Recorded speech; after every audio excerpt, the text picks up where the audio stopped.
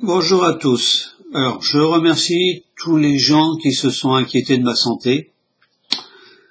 C'est très gentil de votre part. Je vais quand même faire un petit point parce que des gens me souhaitent une bonne guérison. Je vais quand même faire un petit point sur la maladie dont je suis porteur.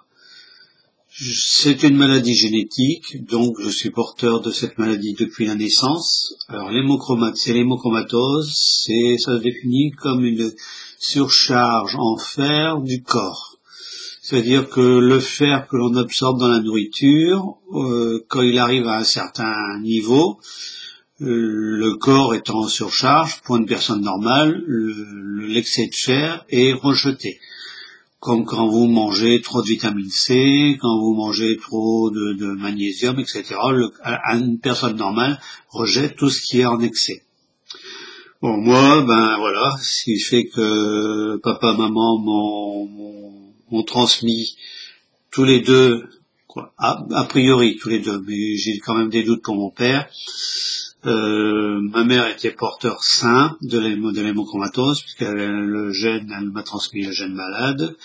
Papa était aussi porteur, a priori, je pense moi j'ai pas connu mon père, ma mère ayant divorcé très tôt, j'avais 3 ans, mais d'après ce que j'ai compris et su, il y a des chances qu'il soit mort des suites de l'hémochromatose qu'on ne soignait pas à l'époque. Alors, comment ça se passe? Comment ça a été diagnostiqué? Vers l'âge d'une trentaine, un peu plus de 30 ans, j'ai eu une très grosse fatigue qui a abouti sur un genre de dépression. À l'époque, il n'y a rien diagnostiqué plus que ça. Ça s'est passé au bout de quelques mois, 1 an. Bon, c'est parvenu puisque j'ai continué à travailler. Et puis à l'âge de 40, donc en 2002, 45 ans, les signes de l'hémochromatose là se sont faits visibles, c'est-à-dire encore et toujours une énorme fatigue. C'est l'un des signes qui fait penser à une hémochromatose. C'est une fatigue énorme. On a beau dormir, la journée on est fatigué. J'ai attrapé des colopathies. Alors, colopathie, c'est une inflammation du côlon. C'était simplement dû à ce que j'avais une hypertrophie du foie. Le foie avait pris une taille anormale, donc avait tellement grossi qu'il appuyait sur le côlon, donc j'avais une inflammation du côlon. J'ai été voir un gastro. Là, le gastro, m'a ausculté, prise de sang. Il m'a dit, dans 1 mois, vous reviendrez, il n'y a pas de problème. Au bout de 15 jours, on m'a rappelé en urgence, revenez. On m'a dit, il y a une suspicion d'hémochromatose, donc IRM. À l'époque, en 2002, donc on m'a fait une IRM. Les gens qui ont passé des IRM savent qu'on injecte normalement un produit de contraste. Là, j'ai même pas eu le produit de contraste. Le foie était tellement surchargé en fer, il était saturé en fer, il n'y a pas besoin de contraste.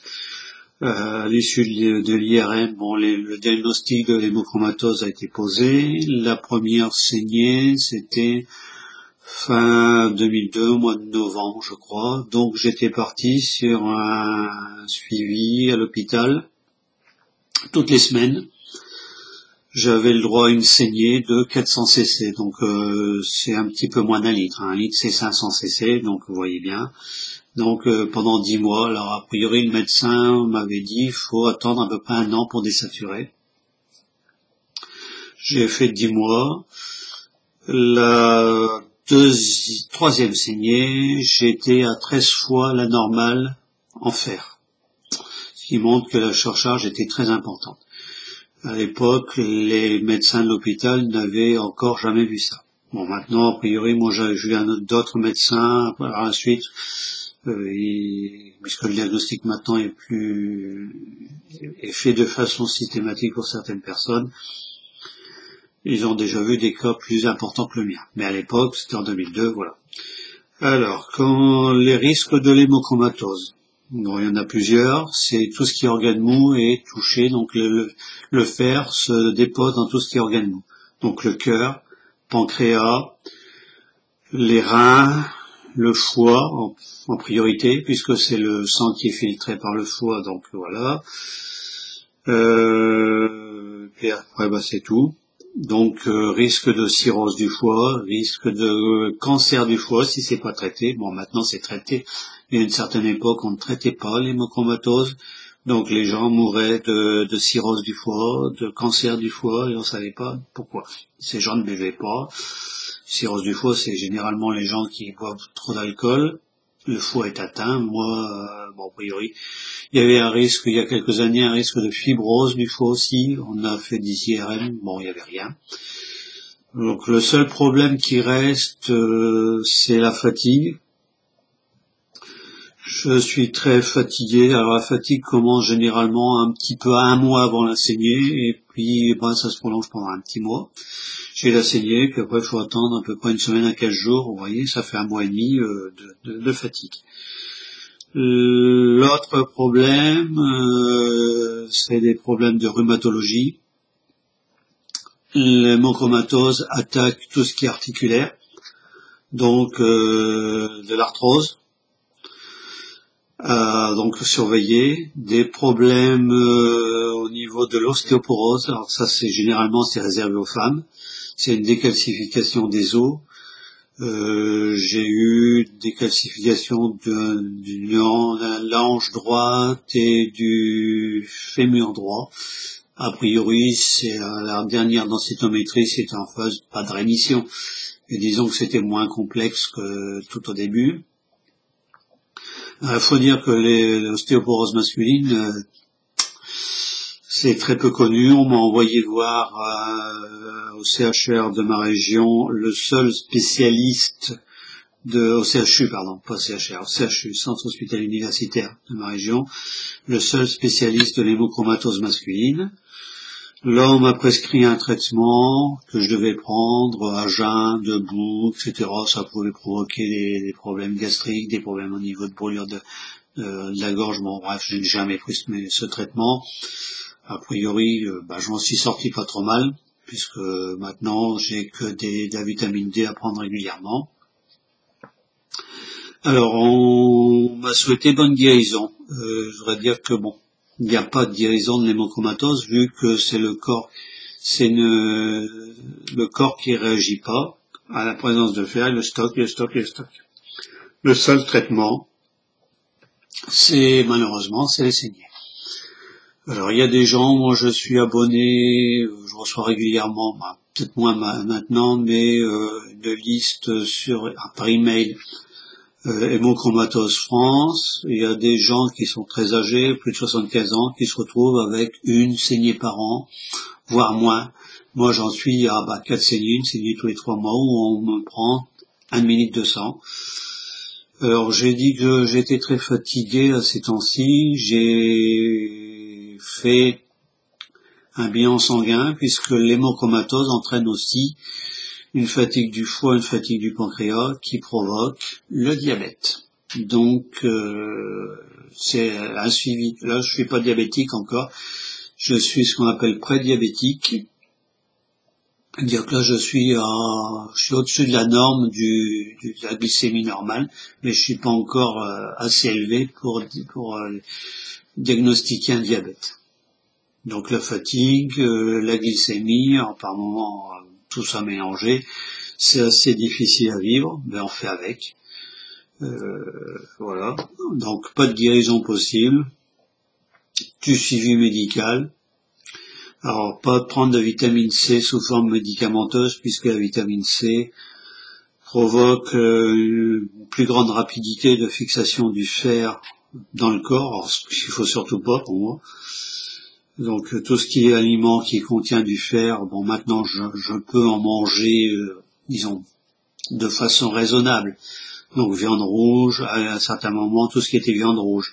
Alors boudin, les fruits de mer, les lentilles, tout ce qui contient, alors pas les épinards contiennent pas de fer, malgré tout, Popeye, ça c'est de la bêtise. Donc tout ce qui contenait une très forte dose de fer était fortement déconseillé. L'alcool en très petite quantité, puisque ça favorise aussi la fixation du fer. Bon, maintenant que je suis à 4 saignées par an, je me prive un peu moins. Disons que je fais attention, mais je me prive beaucoup moins. Voilà. Donc, pas de guérison possible. Donc, c'est un traitement à vie. Des personnes de plus de 80 ans subissent des saignées régulièrement, peut-être moins grandes de 1 ou 2 saignées par an. Moi, j'en suis encore à 4, pardon. Peut-être qu'avec l'âge, ça va diminuer, mais bon, pour l'instant, c'est toujours 4. Donc, un suivi régulier par IRM pour voir si le foie se comporte normalement. A priori, il n'y a pas de problème. Voilà. Donc, encore une fois, je vous remercie beaucoup pour tous les vœux de guérison, bien que je ne peux pas guérir. Je vous mettrai un lien en dessous de la vidéo sur, alors c'est un fichier PDF, c'est sur un site internet qui explique vraiment en quoi consiste l'hémochromatose, comment ça fonctionne au niveau de l'hérédité, entre le père, la mère, etc., comment ça se transmet, parce qu'il y a plusieurs types, vous verrez bien. Voilà. J'espère que ça n'a pas été trop rébarbatif, parce que bon, les gens, l'hémochromatose connaissent pas trop. Dernière information, c'est l'hémochromatose est la première maladie génétique en France. Il y a en moyenne un Français sur 600 qui a atteint l'hémochromatose. À l'heure actuelle, on trouve des porteurs de l'hémochromatose, ce qu'on appelle des porteurs juvéniles, donc des porteurs qui sont très jeunes, voire des adolescents. Alors là, bon, c'est pas le même type d'hémochromatose que moi, mais c'est toujours un problème de surcharge en fer. Voilà. Sur ce, je vous souhaite tout ce que vous voulez. Je vous remercie encore pour vos bons soins, vos bons vœux de rétablissement. Bon là, ça va à peu près. Faut que je me repose. Voilà. Une fois que je suis reposé, que je dors à peu près correctement, la fatigue, bon, je pense que ça va s'éloigner un petit peu, bien que le taux de fer l'avait remonté au-dessus de la normale pour moi. Bon. Là, j'attends peut-être une visite, sûrement au service d'endocrinologie de l'hôpital, voilà, pour voir au niveau du diabète ce qu'on peut faire, ce qu'il y a à faire. Voilà. Je vous remercie beaucoup.